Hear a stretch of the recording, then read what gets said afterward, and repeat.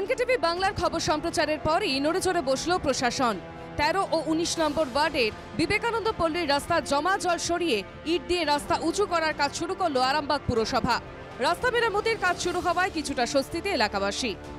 আমাদের প্রচেষ্টায় আমাদের যে প্রচার হয়েছিল তার ফলে একটা উদ্যোগ দেখা যাচ্ছে যে রাস্তাটাকে মেরামত করার জন্য। তো আরও যদি ভালোভাবে করা যায় সেটা আরও সুন্দর হবে। বুধবারই নর্দমার জল জমে আমজনতা দুর্ভোগের খবর দেখিয়েছিলাম আমরা। এনকেটিভি বাংলার খবর সম্প্রচার হতেই উদাসীনতা কাটিয়ে কাজে হাত লাগাল পুরসভা। যদিও মানুষের দাবি স্থায়ী সমাধানের দিকে নজর দিক প্রশাসন।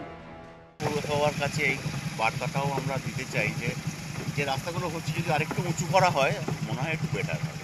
এটা একটা ভালো খবর। ভালো করে কাজটা করলে বেশি দিন যেন টিকে সেটা করতে হবে। আজকে করছে কাল পিছু উঠে যাবে, এ তো ইঁট দিচ্ছে উঠে যাবে। তো সাদা ওই মোরাম ফোরাম দিয়ে করলে তারপর আমরা ওই খরচা ফর্চা দিয়ে করলে সেটা হলে অনেকদিন। আপাতত কাজ চালানোর মতো সুরাহা হলেও আগামীতে স্থায়ীভাবে সমস্যা সমাধানের আশ্বাস দিয়েছেন স্থানীয় কাউন্সিলর। যেহেতু বর্ষাকাল সামনে, সেই জন্য আপাতত মানুষের যাতে সমস্যার সমাধান কিছুটা করতে পারি, রাস্তার কাজটা সাময়িকভাবে আমরা মেরামত করে দিচ্ছি। বর্ষাকালে আরও ভালো করে হবে। আর এছাড়া মেন যেটা লক্ষ্য সেটা হচ্ছে জলটা বের করা। তুহিন পাত্রের রিপোর্ট, এনকেটিভি বাংলা।